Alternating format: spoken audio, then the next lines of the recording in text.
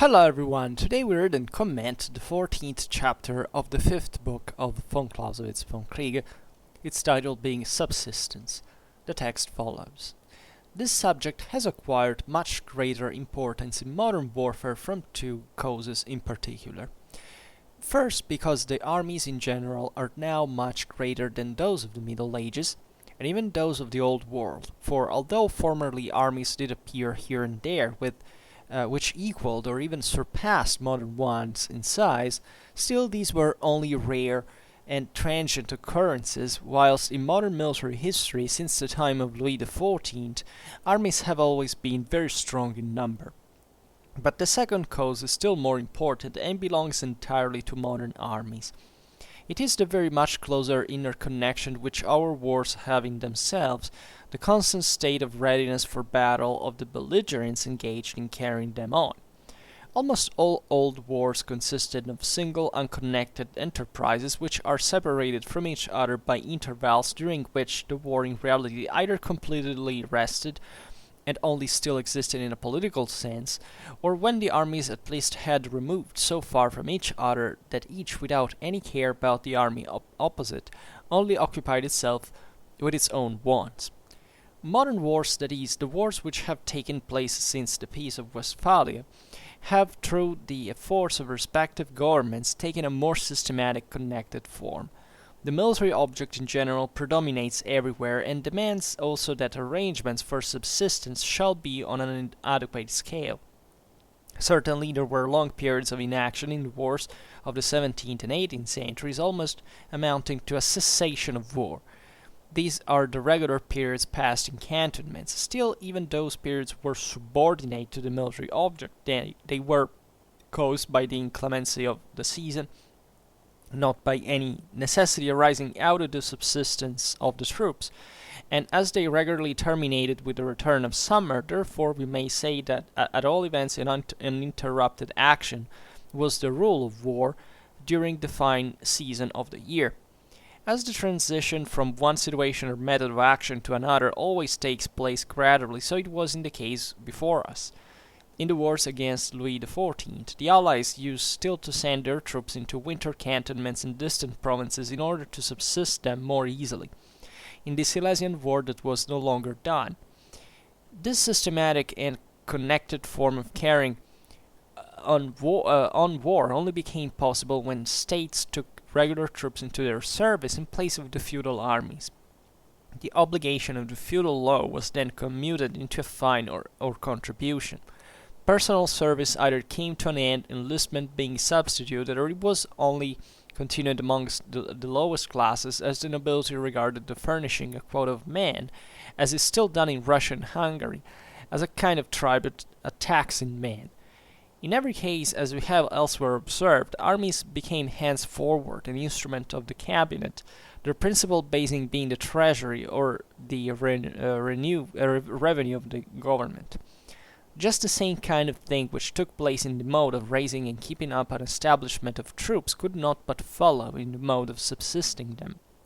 The privileged classes, having been released from the first of these services on payment of a contribution in money, the expense of the latter could not be again imposed on them quite so easily.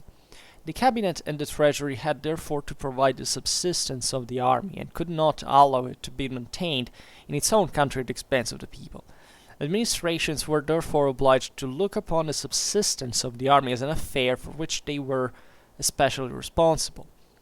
The subsistence thus became more difficult in two ways. First, because it was an affair belonging to the government, and next, because the forces required to be permanently embodied to confront those kept up in other states. Thus arose a separate military class in the population, with an independent organization provided for its subsistence and carried out to the utmost possible perfection. Not only were stores or provisions collected, either by purchase or by deliveries in kind from the landed estates, such as the Dominia Lieferungen, consequently from distant points and lodged in magazines, but they were also forwarded from these by means of special wagons baked near the quarters of the troops in ovens temporarily established, and from thence again carried away at last by the troops, by means of another system of transport attached to the army itself. We take a glance at this system not merely from its being characteristic of the military arrangements of the period, but also because it is a system which can never be entirely done away. Some parts of it must continually reappear. Thus military organization strove perpetually towards becoming more independent of people and country. The consequence was that in this manner war became certainly a more systematic and more regular affair and more subordinated to the military, that is, the political object. But it was at the same time also much straitened and impeded in its movement and infinitely weakened in energy. For now an army was tied to its magazines, limited for the working powers of its transport service, and it naturally followed that the tendency of everything was to economize the subsistence of the troops. The soldier, fed on a wretched pittance of bread, moved about like a shadow, and no prospect of a change for the better comforted him under his privations. Whoever treats this miserable way of feeding soldiers as a matter of no moment, and points to what Frederick the Great did with soldiers subsisted in this manner, only takes a partial view of the matter. The power of enduring privations is one of the finest virtues in a soldier, and without it no army is animated with the true military spirit. But such privation must be of a temporary kind, commanded by the force of circumstances, and not the consequence of a wretchedly bad system, or of a parsimonious abstract calculation of the smallest ration that a man can exist upon. When such is the case, the powers of the man individually will always deteriorate physically and morally. What Frederick the Great managed to do his soldiers cannot be taken as a standard for us, partly because he was opposed to those who pursued a similar system, partly because we do not know how much more he might have effected if he had been able to let his troops leave as Bonaparte allowed his, whenever circumstances permitted.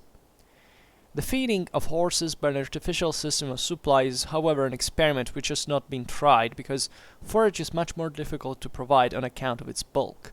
A ration for a horse weighs about 10 times as much as one for a man, and the number of horses with an army is more than 1/10 the number of men. In the present it is 1/4 to 1/3, and formerly was 1/3 to 1/2.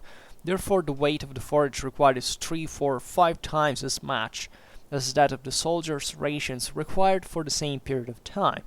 On this account, the shortest and most direct means were taken to meet the wants of an army in this respect, that is, by foraging expeditions.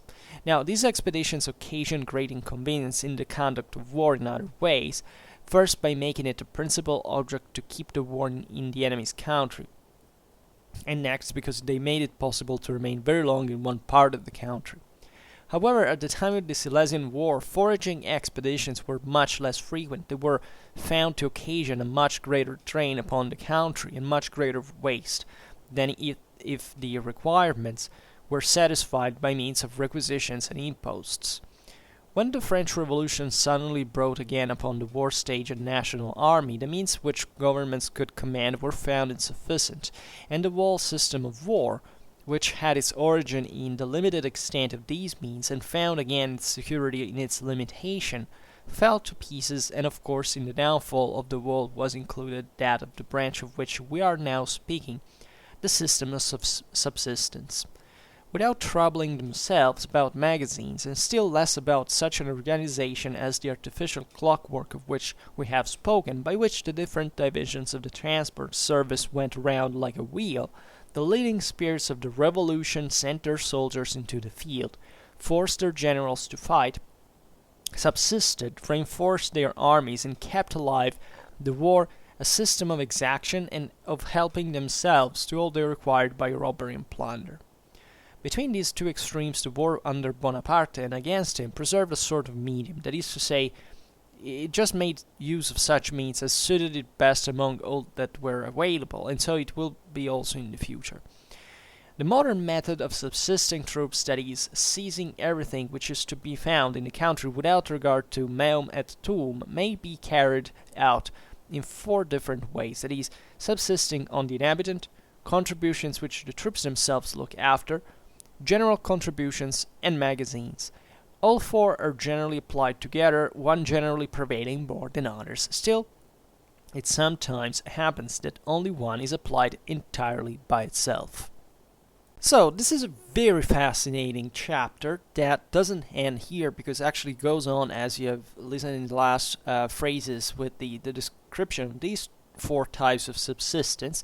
This first part is dedicated to, we say today, to the historicistic introduction, to properly historical introduction to the needs of subsistence for armies, essentially from the Middle Ages, mostly from the modern age onwards, right? And this is a very important topic, as you understand, because it's literally how you maintain. We have been talking now in the last chapters about the huge differences that began to occur, as von Clausewitz explains now, from the times, the Middle Ages passing through the second modern age, chiefly the French army of Louis XIV, and 100 years later, the ones of the French Revolution, to bring to the Napoleonic era. And this astonishing amount of energies, of resources invested in war, and consequently also the empowerment, the increase in power of the same armies, the increase in size, and therefore this dramatic need of supplies and subsistence proper for the armies, that has become something really imposing for not just for the army itself, as we've seen, because there is a way von Clausewitz lists here that also has to do with the army kind of living off the land, which is possible. Always remember that the Vom Kriege is taking into consideration through such lists not 19th century warfare per se, Napoleonic warfare per se, but specifically, the entire historical business. So naturally here it can't say from a 19th century perspective how it was done, but it is to be conceived as, the extremization of a dynamic that is present in embryo in other eras as well, and that therefore actually covers the whole spectrum of military history. So he says, subsistence. This subject has acquired much greater importance in modern warfare from two causes in particular. First, because the armies in general are now much greater than those of the Middle Ages, and even those of the Old World.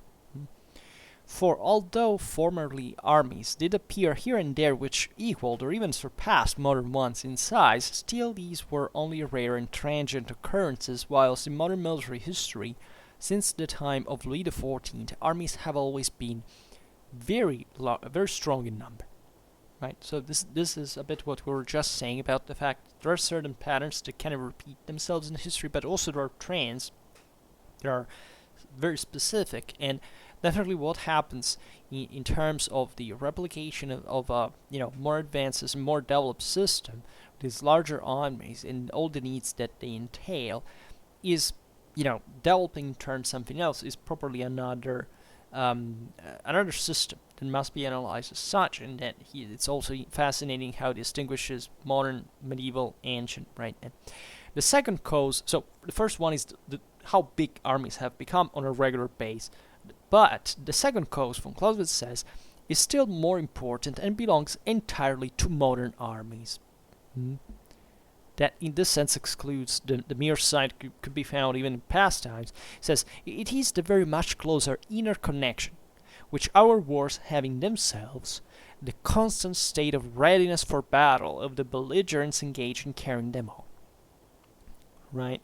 This idea, that, as we've seen, that this hyperkinesis that exists in the modern battlefields in the Napoleonic era has never been seen, for which there are ever greater forces that, of course, end up to clash against each other with an intensity never seen before, and it is there just to happen, in part, actually, because of the same cost that these armies have, because they have to come more directly, more straightforwardly, right? The military, the tendency towards total war increases. Total war does not exist in reality, but the tendency towards it does, and that brings way more straightly for the same reasons, right? The idea that this enormous amount of resources and all the planning, the organization stays behind them, is of course channeling much more clearly in a strategic sense. It is the resources towards the ultimate object of war without much of an excuse. In fact, von Clausewitz says almost all old wars consist of single unconnected enterprises, which are separated from each other by intervals during which the war in reality either completely rested and only still existed in a political sense, or when the armies at least had removed so far from each other that each, without any care about the army opposite, only occupied itself with its own wants. Right? So these are things actually we've already seen multiple times in Vom Kriege. Von Clausewitz has explained about the suspension of the act of war, for example. If you look at, medieval warfare, these great poses deriving, from besieging, that is still actually carrying out a war, but not, investing all the army's resources, at the moment, just waiting a lot of time. This was something that still lived on in the modern age for most of the time, and was aimed at that specific, storming that citadel or raiding that region, and then it was coming back, or, suspending the military activity, because at the end of the day it was already something exhausting for those political and social structures standards at that time. And there was essentially a much less kinetic energy invested in these enterprises altogether. Not just because armies were smaller, right? Also because of that, because naturally the tactical dimension, as we have seen also in previous chapters, was more important. Like, we could argue that the whole campaign gravitated around the single army proper that was the only one to get the thing done, right? Already having multiple armies operating at the same time in a certain place was a big deal. Just great powers could achieve that, and it wasn't easy at all. But the point in this sense is acknowledging how there wasn't, and this is how sometimes von Clausewitz is also misunderstood. I mean, the fact that this suspension of the act of war von Clausewitz is talking about, or this, decrease in intensity in the military dimension, doesn't actually have an ideological background. I mean, it's not saying, look, these people were doing it because they were kind of weak, right? Of course, it was in terms of military theory, as we've seen, there was less dynamism and so on. But at the same time, the reason why this happened was properly, that there were specific limits, that war is a political act by definition. So if you look at those time standards where war was still considered kind of an aristocratic sport, and therefore it was, even just in a social sense, fought for reasons that were way less totalizing than what you can start finding in the contemporary era, is what explains why wars were fought like that. Which is not that there was a fault in them, but just there was no reason, no sufficient, or it could be even negative in a sense. But it wasn't intrinsically so, but it should be contextualized and explained in that regard. So that, interestingly, also how von Clausewitz phrases it, that that armies could fundamentally withdraw during the war, even certain cantonments, where at that point, war existed just in the political sense, not the military one. We know what we mean. If you have followed the series in this sense, that properly the military activity, it is to destroy the enemy, was suspended. So that war was there, but just in the political intention, and also the art of war could allow armies to essentially just care about themselves, not much of where the enemy was. Of course they would, but by a degree. But they could stay.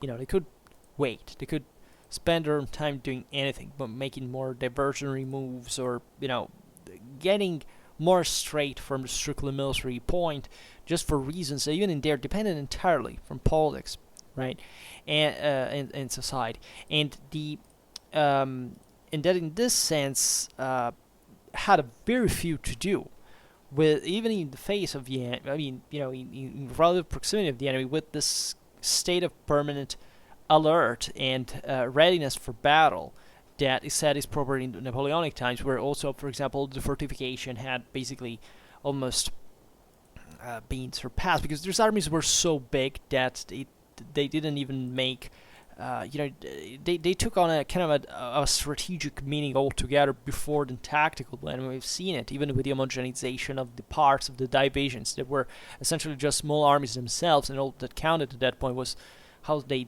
acted as modules, but of this greater wall that could swallow entire countries at a time, as it never been seen, could even be thinkable 150 years before.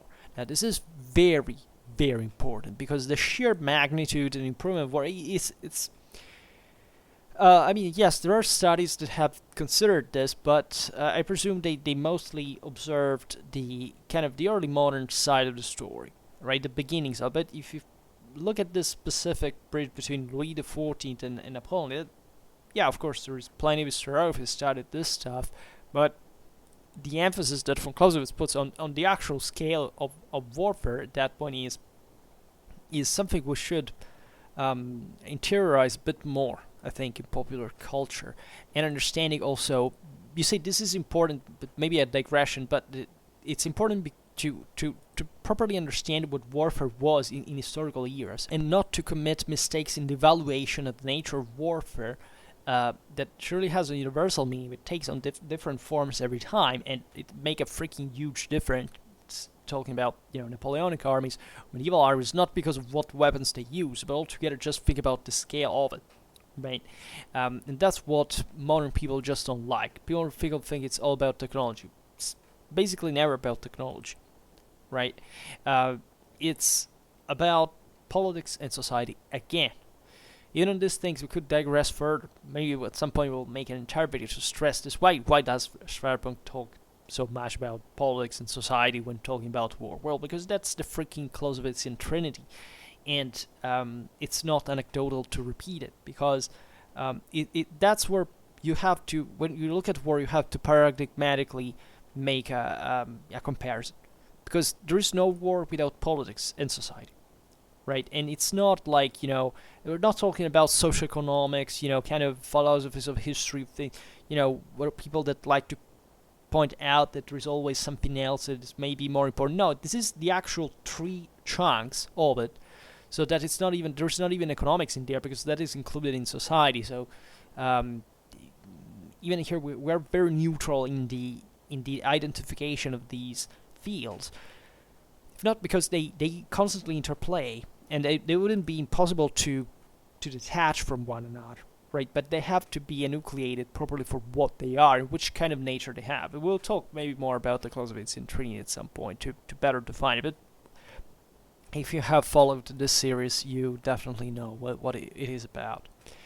Then von Clausewitz goes on. It says, modern wars, that is, the wars which have taken place since the Peace of Westphalia, have, through the efforts of respective governments, taken a more systematic, connected form. Yes, indeed, the Treaty of Westphalia had, it's not in itself, of course, established dramatically important political matters, but let's say that it's the outcome of the 30 years of war, and all had happened in the meanwhile that brings the necessity to dramatically develop the military systems in ways that at the beginning of the 17th century were still not conceived like that. It was still a kind of a relatively medieval mindset, at least, if we can make this approximation. There is a state that is born. I mean, the modern state with Louis XIV is properly what we're talking about. It's not surprising that, France reaches an hegemonic state in Europe because of the might of her armies. That, not surprisingly, were, the largest ever seen. So, von Clausewitz says, the military object in general predominates everywhere, right, and demands also that arrangements for subsistence shall be on an adequate scale. So here von Clausewitz says the military object in general also, so with the adequate distinctions, predominates everywhere, in the sense that from a strictly military perspective, that is, when you are in the army, there is no, now we waste some time to do, no, these freaking armies are so big that there is no other thing to literally think about but just getting the thing done from a military point of view. So of course politics and society, politics always controls warfare, right? There's not even a single instant in which an army or a general do whatever they like, because total war doesn't exist in reality, in the physical war. But still, armies at that point are all aimed at doing whatever the military mandate for command is being from politics, right? Which can entail a suspension of warfare in a sense, but it's rarer. That is, the larger the armies are, the more they have to get the thing done, right? And therefore, they're all committed just towards that objective. Then von Clausewitz says, certainly, in fact, there are very long periods of inaction in the wars of the 17th and 18th centuries, right? Almost amounted to a cessation of war. We've seen it even in the 18th century. Sometimes, armies, during the bad season, abandoned the front, maintaining just a very few troops there, and then they went to cantonments somewhere else, and then with a good season, they came back, right? Literally, so that in the meanwhile, very few warfare actually happened. Von Clausewitz says these are, in fact, the regular periods passed in cantonments, exactly, and still even those periods were subordinate to the military object, right? So that these were still, for the same presence of armies in those cantonments and not being disbanded, going at home, it means that they were still there for a specific military purpose that in previous centuries, normally at that point, armies would go back wherever they came from. They were not even assembled. Look at how it was done in Middle Ages, right? So von Clausewitz says they were caused by the inclemency of the season, this stopping the suspension, but not by any necessity arising out of subsistence of the troops, as they regularly terminated with a return of summer. Therefore, we may say that all events, uninterrupted action was the rule of war during the fine season of the year. So that, yes, during the 18th century was this intensification, that is very evident, of warfare, that invested a bit more, the good season. So that there was that dynamicization that maybe in previous centuries had not happened with the same speed. Depending, of course, the intensity of this all was calibrated to the regular situations. There are events in ancient warfare, medieval warfare, where there was a hell of an activity in that regard. But still, first of all, there were less resources to carry that out, and secondly, they still were, on average, in fact, less intense than these times. Von Clausewitz says, as the transition from one situation or method of action to another always takes place gradually, so it was in the case before us. In the wars against Louis XIV, the Allies used still to send their troops into winter cantonments in distant provinces in order to subsist them the more easily. In the Silesian War, that was no longer done. So, in last, that half of a century, basically. And this systematic and connected form of carrying on war only became possible when states took regular troops into their service in place of the feudal armies. What we were saying before, right? It means that they had finally the means to maintain military professionals for a long time under arms. The obligation of the feudal law was then commuted into a finer contribution. That's how basically the emerging modern state was negotiating the thing with the local communities.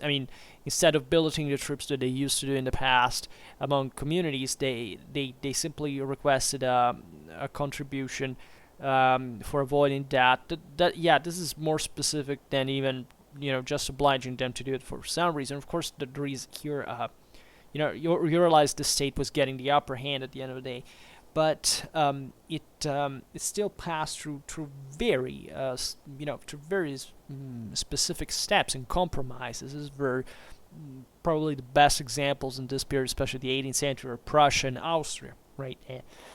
That do it gradually, but still to an important level of development that are interestingly documented in this graduality. And von Clausewitz says, personal service either came to an end, enlistment being substituted, or it was only continued amongst the lowest classes, as the nobility regarded the furnishing a quota of men, as is still done in Russia and Hungary in Napoleonic times, as a kind of tribute, a tax in man. Right, that is to say, how do you contribute? And there could be naturally all the political reasons from these noblemen to send these troops there, either because they could have the commissions themselves, or they had some other interest or whatever. In every case, as we have elsewhere observed, armies became henceforward an instrument of the cabinet, their principal basis being the treasury or the revenue of the government. Political centralization. There was a government that took care of very advanced administration now, that had a treasure, steady tax incomes that were destined mostly to the military, and more central, decision-making organism, like in this case, that would decide how to spend these resources. Right, look at the rise of the British Army after the Glorious Revolution, right? In the range of like 20 years, I mean, Britain takes off. It's something incredible, and it does it with this incredible amount of money that now the same people who had rebelled against the king here because they didn't want to pay taxes paid in an enormous greater amount. Guess why? Because it was not just about paying taxes or not, but it was about seizing power, which is a very different thing from just an ideal, political philosophy that is just, sometimes just a narrative. And Clausewitz says just the same kind of thing, and that's how the British Empire would take off at some point, especially from the 7 Years' War onwards. Then Clausewitz says just the same kind of thing which took place in in the mode of raising and keeping up an establishment of troops could not but follow in the mode of subsisting them. Right? This change entailed the necessity of maintaining these troops.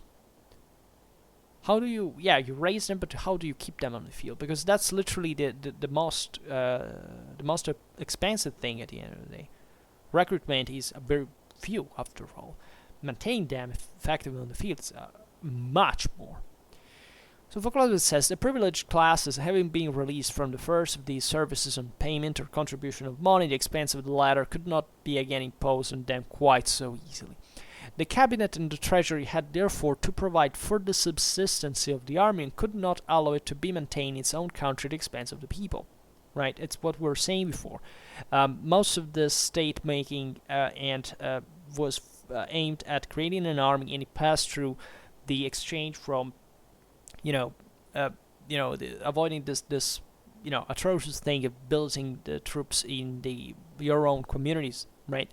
That didn't like it at all, and making them just pay instead, right, in a more regularized fashion with more steady income to be managed also more rationally, more specifically, and investing in something especially that because it wasn't over to just get the money, right? Billeting the troops was technically just not paying for the money, so it was in a way the same thing.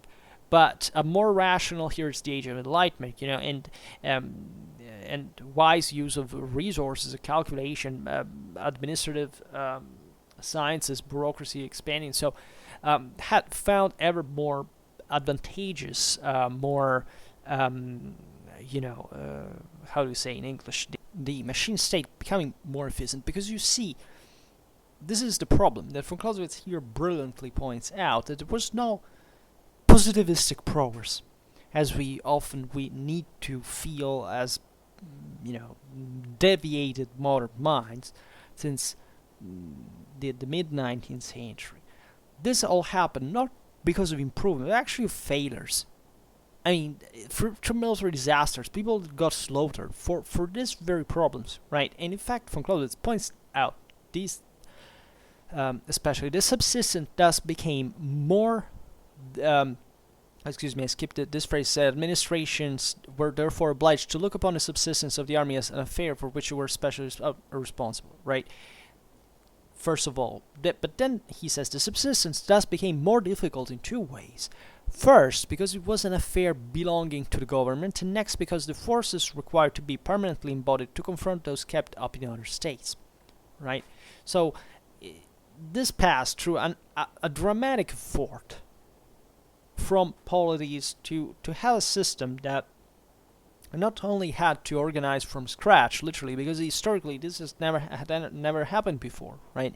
To make it work with great and finding this constant amount of resources that you don't find growing on trees, right? You have to ask their communities, and the result, that's where the political and social problem emerges dramatically, because it's in Trinity, of course, like from this example, too. But because other armies were doing the same, right? Like other states, were presenting the same armies, right? And sometimes, the odds were unfair. Think about Prussia, right? In the rise, Prussia for most of the 18th century was actually a minor power. It had to survive. It got strangled between France and Russia and the Austrians. I mean, it was something pretty serious.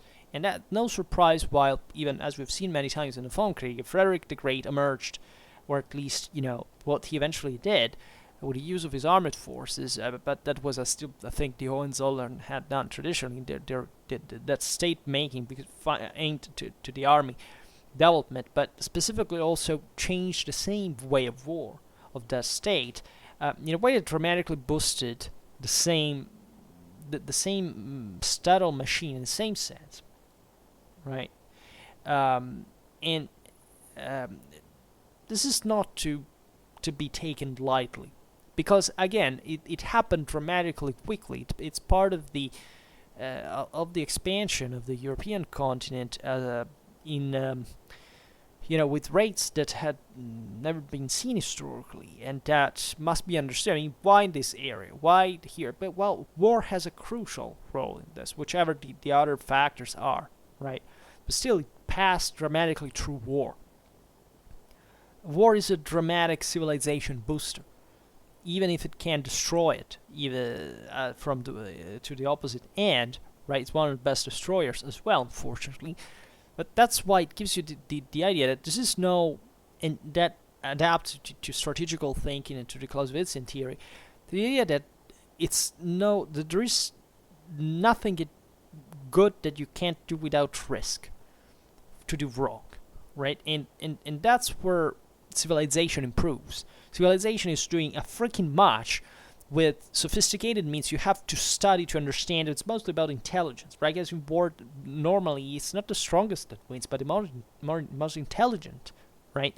There is a reason why we have arrived to this point in history, and why we need to keep up with our intellective capacities, because even though they've never been part of the masses up to this point, maybe just now we're starting to see something, but it's not enough for the level of complexity of our reality yet, and probably never will. But the question is, it worked through actual improvements that you can concretely verify historically. This is something that most people have no clue of, right? And for them, it's just like this kind of stream of films, pictorial images of history, and there is no difference. It's all flat, right? And that's how we've been used to study history. Like, it's just a story. Now, first, there is that costume, then the other, that was that year, and then the other. But understanding what the differences actually were, that's the challenge of the new millennium for the masses to understand. Because once you understand that, you understand a freaking lot of things about your own life, your daily life, that you wouldn't even imagine you could get to know. And history of war, military history, is probably the best way to understand that, because war has always put societies under a pressure that, in spite of the achievements in other fields, could be greater, but that boosted in relative terms as no other activity did, unless maybe particular catastrophes that, however, are somewhat rare. I mean, war has always been done continuously. It's like history is this endless bloodbath. It's something horrible. Yes, but once you understand why it happened, you become a better person, morally, civilly, right? Blaming war, for example, or thinking that war is about being bad or being good. It's not a symptom of intelligence by any standard from an intellectual point of view. And that's also a great problem because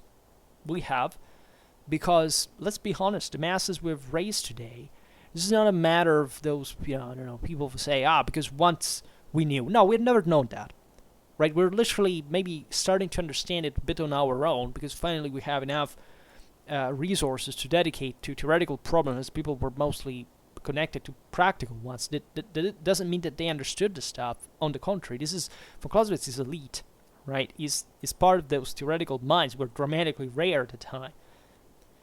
But he was also a military commander, so that people knew how to do the stuff, but it's just following others in a sense, not having an active impact, or having, of course, it by a margin, but still not understand this to the fullest. And once again, this is also product of these struggles, right? Because well, it would be interesting to talk even about the history of discipline in this regard, and individual, collective training, and so on. But it's all connected to this. It's the reason why you wake up every day, you live in this society, it's deeply connected to studying this stuff, much more than we think. So von Clausewitz then says, and competition here is fundamental. I mean, the fact that Europe definitely was constantly aware of each other because of the fragmentation of the countries, because of the good amount of resources, this development that gets faster, and therefore it's easier for those who do not make it to lag excessively behind being overwhelmed, is a tremendous booster in that sense, in turn. And von Clausewitz says, thus arose a separate military class in the population, with an independent organization provided for its subsistence and carried out to the utmost possible perfection.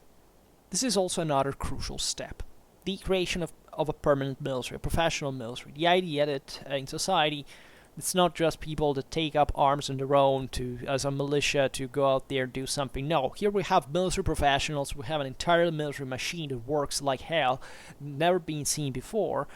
This is also for those who say, guerrilla works. It's all about having a gun in your arm. No, it's not even close to that. Not even close to that. And that's what the history of warfare has demonstrated in a crushing, overwhelming sense. That it's big powers that really rule, not the romantic idea of the peasant with pitchfork that can defend its house. Those got slaughtered, right? And even warriors and those who actually were closer to that military class in the past were nothing, right? And their society was properly nothing in comparison to this. But I mean nothing by a virtually insignificant amount.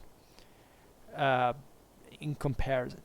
And of course that is never so deterministic, so that you can find depending on the various, and this is the beauty of the Clausewitzian theory, that this all depends on the political motivation. You can have a military instrument but not knowing how to use it, or at least not having the determination and the vision, the focus that is required, so that even a guerrilla can make it in the end. But it's not the strategic or tactical formula that has anything to do with that, nor there is specifically a necessity for which just having a particular military system make it one, because otherwise we would have already crystallized the war, right? There would already be an order. It would be just that nobody could change it, even if it's not like that, right? Because people change, because politics and society once again are fluid. Countries properly do not exist. Every person is different, is a monad on its own, and all this thing, it's unpredictable, right? We do not know how it's gonna go.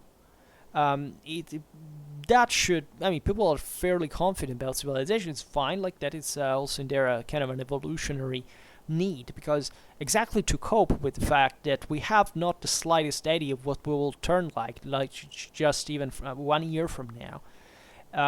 But still, we work in a sense that has functioned over the years to improve, right? But even in here, there's no certainty of success. In a way, we're also lucky, right? Whatever. But I wanted to evoke darker pictures, but that's not the moment in this time. But so never give anything for granted. Nothing. Especially about yourself. Because the moment you do it, you're already lost. Right? Never think you're actually an intelligent person. You're actually a capable person. You actually got it right. Everything can change. Right? And when you actually have really a point, you should be sure on the base of scientific evidence. That is not guessing, or pretending, or imagining, or fantasizing, or speculating. No, you have to be certain about this. This is what the Vom Kriege is about. It's about showing with historical evidence, that is the only we have from the past, how certain things work universally. And as vague as it can, or generalistic as it can appear, is actually pretty spot on. Because it's exactly what happens in our world, right? There's no easy answer. There's no even there's properly no right answer, right? In theory there is, but our capacity of spotting it at some point is so irrelevant, or at least it has there are our capacity to actually solve the problem is so reduced. It can also arrive to different paths, right, and just to a partial solution. So complex, yes. Digressing too much, probably, but it's important, I believe.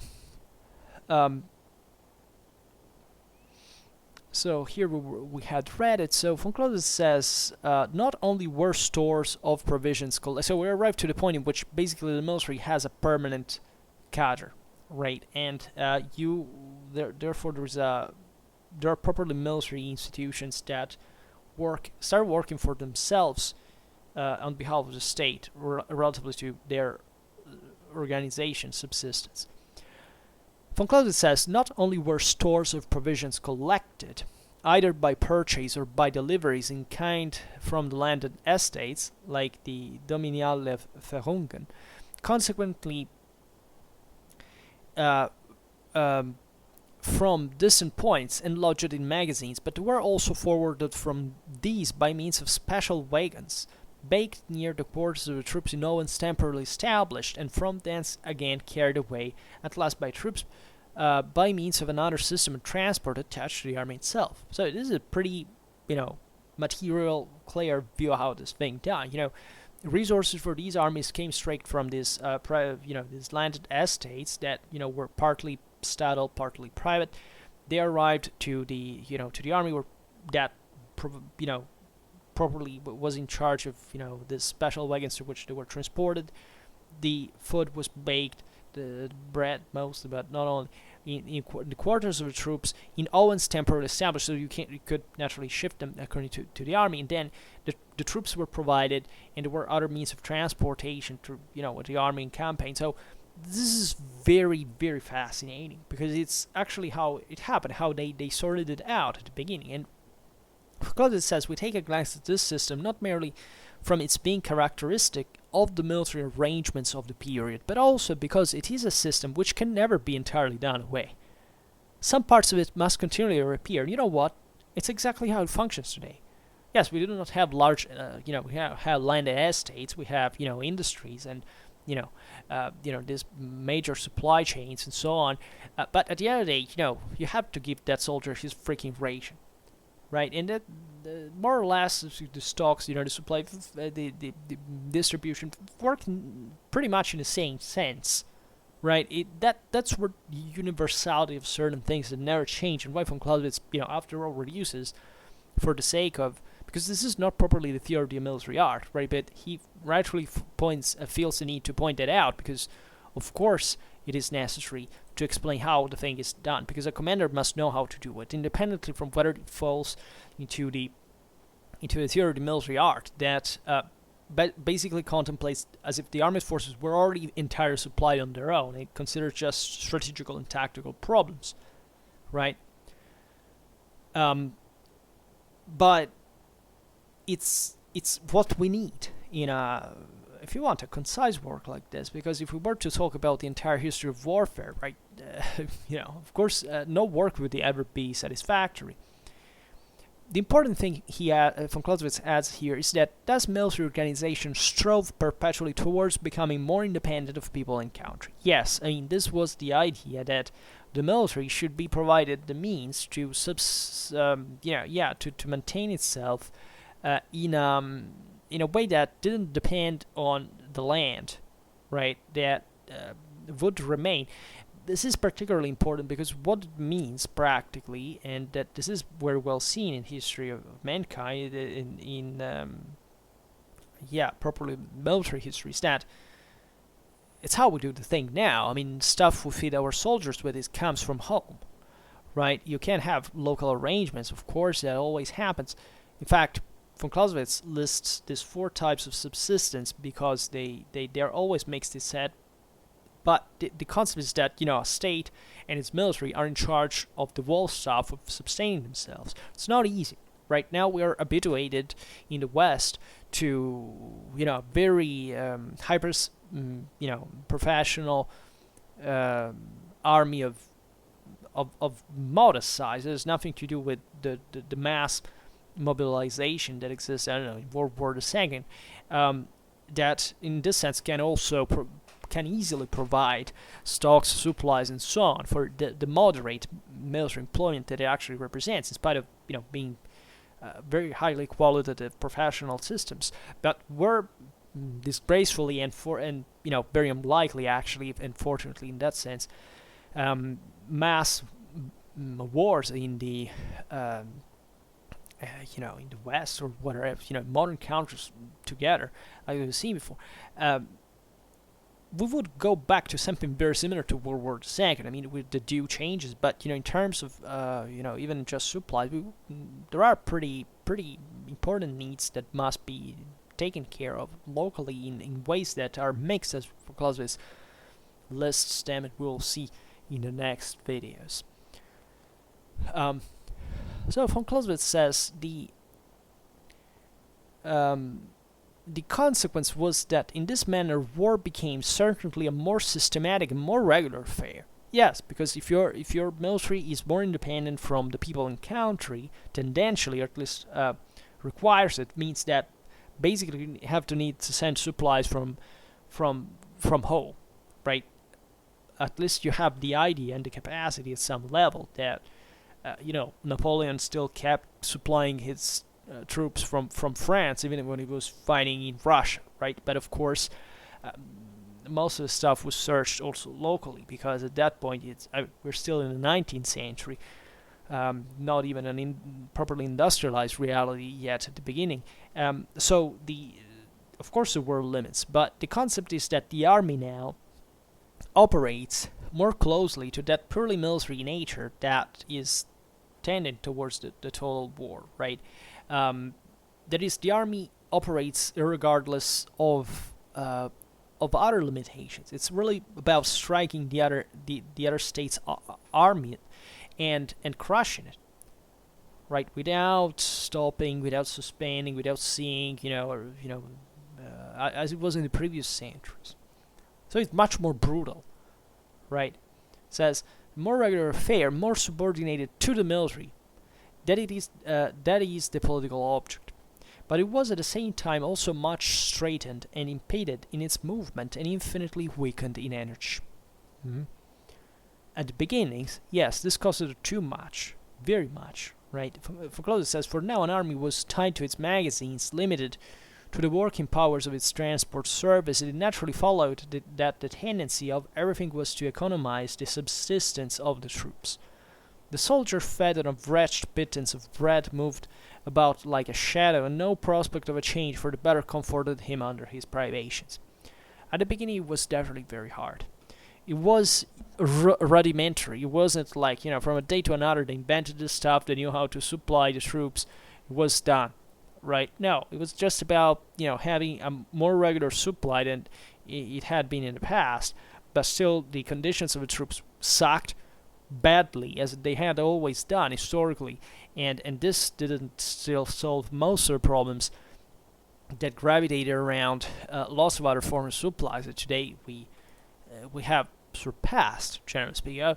Our soldiers today, in a sense, are much more spoiled in terms of hardware, of material, than in the past. Clausewitz says, whoever treats this miserable way of feeding soldiers as a matter of no moment, and points to what Frederick the Great did with soldiers subsisted in this manner, because still at times of Frederick II it was like that, only takes a partial view of the matter. That is to say, doesn't matter the fact that armies still worked, as we were saying in the beginning, historically, because in spite of these problems. Hell, entire societies work in spite of this problem, so not having antibiotics or having a disgusting, quality of life under any aspect conceivable. But the question is that this doesn't mean the fact that there was an impact of that stuff, and that it had to be reduced because that impacted the same way war was waged, right? So von Clausewitz says the power of enduring privations is one of the finest virtues in a soldier, and without it no army is animated with a true military spirit. So no doubt, that is also a way to calculate how tough these people were. The history of warfare sees a decrease, basically, of individual capacity at the advantage of collective capacity, which means that the older military systems were more primitive, and the individual had to supply the lack of effectiveness of the world system. Modern systems are dramatically more powerful and would wipe out whatever the hell existed before, but at the same time the individuals do less proportionally, because it's simply a matter of being more intelligent. That's exactly what humans have always been searching for, right? So that's also one of the reasons I make digressions, saying, never think that being a warrior is an intelligent model for any, civic, by any civic standard of advancement of civilization, of positive values anyhow, because that was a pretty damn bad system, which, by the way, warriors actually thought mostly about themselves in a privatistic and the whole sense of honor, all this stuff, than about the collectivity. And that's why, civilizations kicked ass tribes for that matter, because guess why? Because they were freaking more advanced along the more modern pattern. So the question here is and this yet again has nothing to do with the predictability of warfare. Of course, defeats were achieved at the same time, but once again, that's no football game. They look at statistics and see how advanced certain systems were, and understand why things at some point leveled, because it's about the general condition of those peoples, not about discussing about the actual effectiveness of a model over another. So when people buy today into tribalism, just look that you're talking to the scum of society that is the one that stays at the bottom and doesn't understand shit about what's going on all the time, right? And it is also actually a burden for society if it wasn't because they work hard for more less skilled labor. But the question is, we can do better as a society, and we have done better in terms of civilization exactly like that, right? If one doesn't accept these things in 2021, we're going to have serious problems in the future. I mean, somebody will have to pay, collectivity will have to pay for those individuals that have lagged behind, right? And in war, if you lag behind, you're wiped out. And this doesn't mean that this may actually happen in the future because of this reason, because the dumber you are into that level, and the weaker politically a society is, right? But it's a twisted thing, right? Because the better we get, the least we seem to feel the need to do something about that stuff, and instead we should artificially impose ourselves this kind of standards, because otherwise we let each other go. And once again, who's going to do it, right? We're not arrived at that level of coercion of the masses, and at the end of the day, it's always fluid. There is no thing like mainstream, like single thought, because we know that biologically that thing doesn't work. We're not structured to be like that. We all structured to have different thoughts, and nobody can ever change that. Totalitarianisms never changed, never imposed action. It was the people who wanted to believe in those things. And the totalitarianism knew how to entice them in that regard. But once again, most totalitarianisms have fallen, haven't worked over the long run. Guess why? Because they were based on primitive ideas that didn't work. Turns out fascism or communism are pretty damn stupid things. And fortunately, they failed. That's the reason why we have such ridiculous things like, I don't know, a communist China that is incidentally also the one that, caused basically a freaking pandemic to happen, or at least to spread uncontrolledly because of its shortcomings, right? And in an anti-democratic and all the worst you can imagine. That's the example of what it means to be inferior from an intellectual and moral point of view. That's the kind of burden that those who lag behind represent for the history of mankind, right? And there is no pride in remaining behind. History teaches us that those who are more capable of adapting functionally are those who make it. The others, they're erased from history, right?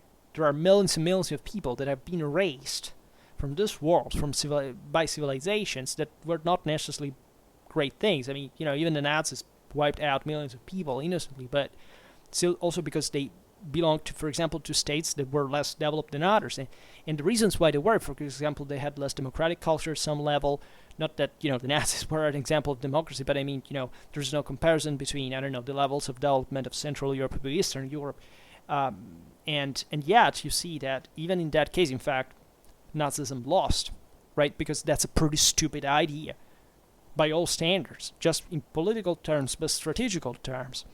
And they lost all on their own. And that's the interesting thing of it. They lost since the beginning, because of themselves. And that's something history teaches us. We can read it, we can study it, and that's the beauty of it, right? But we seriously have problems, and never make the mistake to think that Wusa camps is somewhat better than the other. I mean, there is a reason why the Nazis lost during World War II, right? It's not a deterministic reason, again, but it's a historical reason. And guess what? There were pretty many things that went pretty damn wrong. But whatever. We'll talk about such things maybe on another occasion, because it deserves a concept. I mean, the ultimate reason why we talk about von Clausewitz is connecting to this level, right? It's not simply about the military, whatever.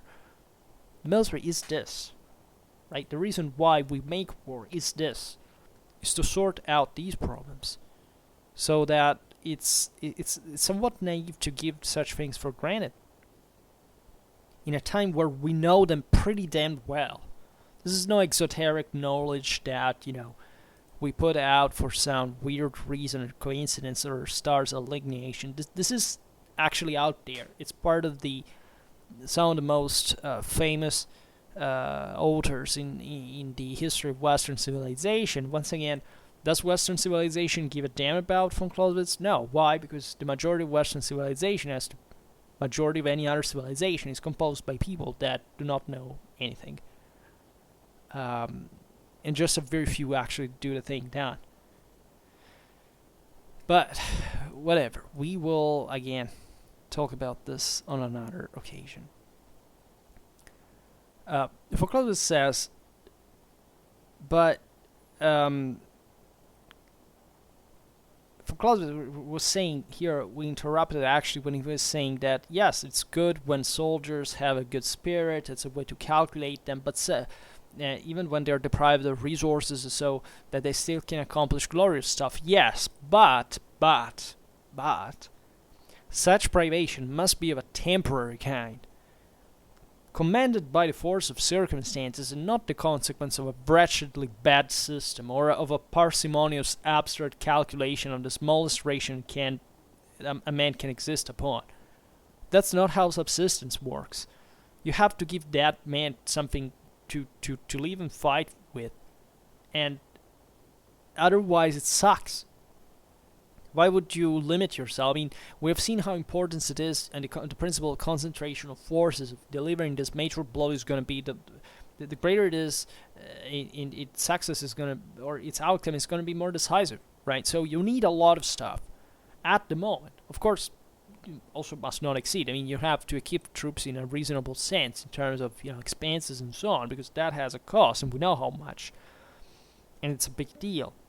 Even deciding this matters, yes, of course, but the fact that they're expensive doesn't mean that they actually must be reduced, because the effect is for your troops to fight with those resources.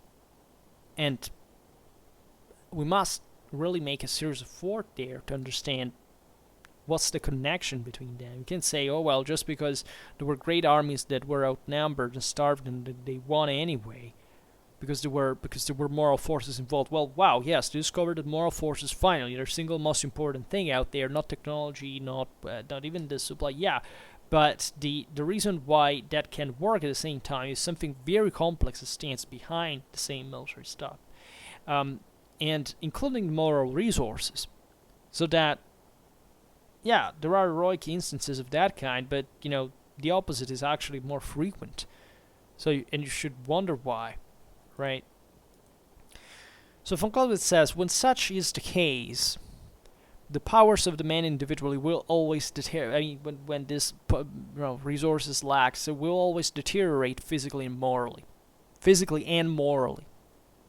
What Frederick the Great managed to do with his soldiers cannot be taken as a standard for us, partly because he was opposed to those who pursued a similar system, partly because we do not know how much more he might have effected if he had been able to let his troops leave as Bonaparte allowed his whenever circumstances permitted. That is to say, in Frederick II's time, you can achieve that, considering the particular situation of Russia of Prussia was definitely under heavy pressure by his enemies and threatened with annihilation, which boosted a dramatic amount of moral resources from the Prussian politics and society that also Frederick embodied. But von Clausewitz rightly points out that this success is, that moral forces was decisive. Inasmuch the systems he fought against, the Prussian enemies, were similar to Prussia's army. At the end of the day, I mean, the way the troops were, maintained, supply were similar. And also, we do not know at that point, had Frederick the Great's army, upgraded as in a video game with Napoleonic logistics that wasn't even very far away, just some decades. How far he would have accomplished actually against those his enemies? That's an important question. That is to say, consider that in war, I've explained countless times, it's like the odds are very often decided on, as the tip of an iceberg altogether, while we often do not consider all what stands under it. That is to say, very often dramatically similar societies and politics that we do not take into consideration because we need to think it's the weapons, right? We have to think it's the technology. It's those little things that level a bit the thing at the top, but all that stands behind it, it's something enormously larger, from which, in fact, all those other factors are strictly dependent on, and that influence a very few by themselves, the whole thing. So here, naturally, von Clausewitz was polemizing against I don't know which thinker regarding the idea that just look at those heroes who made it, even if they were with few resources. Well, that doesn't help as a realization. Yes, it can't help in the annals of military history to understand certain things, but exactly, it would have been way better for the Prussian army to be better supplied. Von Clausewitz talks about other factors. He says, the feeding of horses by an artificial system of supply is, however, an experiment which has not been tried, because forage is much more difficult to provide on account of its bulk. A ration for a horse weighs about 10 times as much as one for a man, and the number of horses with an army is more than 1/10 the number of men. At present, it is 1/4 to 1/3, and formerly it was 1/3 to 1/2. Therefore, the weight of the forage required is 3, 4, 5 times as much as that of the soldiers' rations required for the same period of time. On this account, the shortest and most direct means were taken to meet the wants of an army in this respect, that is, by foraging expeditions. Now, these expeditions occasioned a great inconvenience in the conduct of war in other ways, first by making it a principal object to keep the war in the enemy's country, and next because they made it impossible to remain very long in one part of the country. However, at the time of the Silesian War, foraging expeditions were much less frequent. They were found to occasion a much greater drain upon the country and much greater waste than if the requirements were satisfied by means of requisitions and imposts. So here von Clausewitz, starting from the supplying needs of horses that are notoriously larger than ones of men, think about how much they could weight in a medieval army. There are interesting calculations. Maybe we'll make a video at some point.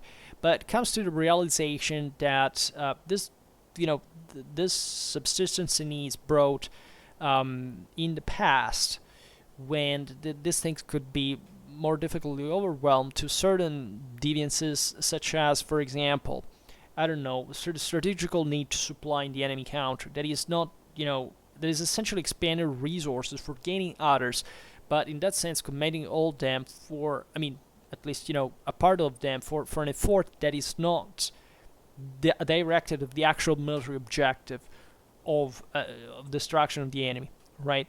So that this oblige you, for example, to necessarily fight in the enemy country, which is not always the best thing to do, right? You may actually want the enemy to attack you at some point. Who has defensive needs fundamentally ways for that is actually advantage at some levels. But also specifically, there was a problem of too much. These expeditions were shorter, so they didn't accomplish also much. They were insufficient sometimes. They they altered properly the strategic nature of the strategic objective in a way, in a deviant way. However, von Clausewitz realizes that by the time of the Silesian War in the mid-18th century, such expeditions had become less frequent, right? Think about, I don't know, how frequent they were in the Middle Ages, right? Just by scale. It was mostly all about that, and that gives you a dimension of how limited the powers were in comparison to later times. And once again, it has nothing to do with the fact that for medieval times that strategy was fully justified. Because raiding another's country, the enemy's countryside was a big deal for getting, your own loot and depriving the enemy with substantial resources. By the 18th century, it starts becoming outdated. You really want to crush that freaking enemy state because you have the means to do it, and you strive for achieving them. So von Clausewitz says, when the French Revolution, that was really a big game changer because it introduces mass warfare, right? As in a way, it's still today. We still live in a nation state at the end of the day. From those times, one and another, and suddenly brought again upon the war stage a national army. The means which governments could command were found insufficient, and the whole system of war, which had its origin in the limited extent of these means, and found again its security in this limitation, fell to pieces. And of course, in the downfall of the whole was included that of the branch of which we are now speaking, the system of subsistence. This is fascinating because you would think of a progressive advancement where you say, this supply thing had, the subsistence thing, the means of supplies had improved, all cool, progressivistic. Yes, guess what happens for political and social reasons? There is a country like France that frees all of a sudden all its major agricultural demographic resources and threatens to invade all of Europe, as will accomplish during under Napoleon. The problem is that no country, France included, and France was a hell of an army, had a hell of a military system at the time, some of the most advanced in the world, sounded most capable in terms properly of subsistence and capacity, especially of land, terrestrial armies, is overwhelmed by the sheer size of the troops that now are needed to go fight. Because of the whole Europe coalesced against France, and because and also because the same revolutionary theory, politics policy entailed the mobilization of the masses, with also aggressive capability, as we've just said. So it turns out that the supply system of before didn't work. This is beautiful because it shows you what we were saying before. That is, improvement comes through failure. It comes through the realization there is a shortcoming. You have to fix that, not because there is a progressivistic rise that happens, because major failure arrives and progress happens. Progress does not exist. Civilization is just a series of patch put over another, and that's how we build the freaking thing. And it does work like that. It's always working like that. This obsession towards the magic formula that makes things rocket to the stars. By sheer, without fatigue is anti-historical, it's anti-scientific, right? It's against anything in the history of science and technology. It's never worked like that. So other thing it shows is how naturally the how in fact, structural deterministic the the adaptation of politics, military, and society to one another is. That is, someone has to freaking fix the thing, somebody, right? With enormous effort and will and drive that unitly existed. This is the only frame we can study history like. If we don't understand this, we will never understand the differences being made historically in things, right? Von Clausewitz says, without troubling themselves about magazines, and still less about such an organization as the artificial clockwork of which we have spoken, by which the different divisions of the transport service went around like a wheel, the leading spirits of the revolution sent their soldiers into the field, forced their generals to fight, subsisted, reinforced their armies, and kept alive the war by a system of exaction and of helping themselves to all they required by robbery and plunder. So how did they fix the thing? Of course, they start living off the land once again, right? And this is what we were saying, actually, about, in fact, Napoleonic logistics, right? That was a moment in military history in which now armies were so big all of a sudden that all logistical systems of subsistence failed, and therefore the sheer necessity of having to living off the land was on the fore, right? And naturally, historically, things change back and forth. But what von Clausewitz here is highlighting with the French Revolutionary example is what he says here. They sent their men to fight, they forced their generals to fight, subsisted, reinforced their armies by this system of exaction, robbery, and plunder. It's moral forces that push that. It's not a mechanicistic explanation. It's actually a historical explanation in observing that the French Revolutionary government and the French Revolutionary Army did a hell of a job. Right, you would think that, these new conscripts were sucked. French revolutionary soldiers were actually pretty damn good. Why? Because they had high moral resources. Because they had a drive. Because they were sent there. They believed in what they were doing. And that is a massive historical acknowledgement. Consider that von Clausewitz was fighting against these people. So it's a realization today we study on history book, but it was a realization for those who fought against them. To repress the revolution and repressinate the previous state was never repressionated. And von Clausewitz, together with Scharnhorst and so on, was the guy that worked, some of the guys worked the most for actually transforming Prussia in the same exact system. Guess why? Because this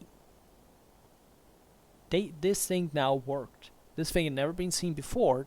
There was a country that managed to do it. The others had to work to adapt. They had to they had to counter. They had to win. They had to prevent their. Prussia was destroyed by Napoleon.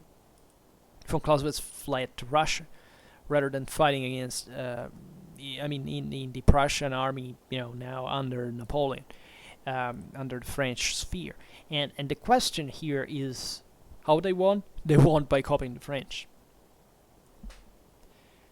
That's the devastating beauty of Napoleonic era, right? It's realizing how deeply and irreversibly this system changed forever. And this gets even more dramatic considering that it never ended. You're still living in it. Most of what happened during the 20th century is connected to what happened in the 19th in that regard. And there is even here no even direct blaming in the sense that nation-state came through a necessity of some kind, right? Even that was not forcibly determined, but the question is, if it happened, and if it invested the world on that scale, there is a reason. There was a competitive system that made a lot of stuff done. With all its shortcomings as well, but for times being, it worked. It keeps even working. And that we're not particularly fans of that in the sense that we try to reevaluate the importance of what existed before, especially in terms of individual, proper full democracy that naturally at the time didn't exist at all, because of course, just a narrow part of the population, even in the most revolutionary contexts, eventually came to rule. But the question is exactly how do we fix that, and not to believe that there is like a uniform pattern that has never existed historically in terms of unanimity of thought, action, identity, interests, opinions, and so on. And it's anti-strategical to think it would be actually possible to achieve, even anti-human, right? And that's where, at the end of the day, where we talk about fascism or communism, they all stem from the same matrix that is essentially a socialistic thing that forces people to the delusion that they're all alike, and that therefore from this derives the right to impose violently something that is not proven by reality, and that requires instead that not that every country in the world is socialistic by some degree. As long as the state intervenes in a way, but the problem is that we need just the both things, this and its opposite, to constantly counterbalance each other, otherwise it will never work. This is what history has showed us, right? And there are people who show fanatically either from one side or another, and that's a serious problem. It's a bit of an illness, the ideological illness of the 20th century more than the 19th, because the 19th more or less were still systems that didn't buy that were structured in different ways. Yes, they were permeated with some ideologies, but still were somewhat shaded reality. But anyway, this is just another digression. So von Clausewitz then says, we're almost finished here, says, between these two extremes of the war under Bonaparte and against him, because here he is right. He's saying that at the time the French invented that, the rest of Europe wasn't like that. That's why Prussia was destroyed. That's why Austria was destroyed. You get it, right? So, and that's why they adapted eventually, started scoring against the French when they basically copied their system, and that required an enormous change. Politically, socially. I mean, look at Austrian history, pre-post-Napoleonic times. It's a very different world. But not just because, I don't know, the Holy Roman Empire didn't exist anymore, or formalistic, but just the political, think about the police state, the need to counter, socialism, this Jacobinism, eventually socialism, was spreading pretty bad. Right, and there were countermeasures. Things got intertwined with national identities. It was a hell of a problem, telling the truth. So, really, there's no easy answer in this regard. Then von Clausewitz says,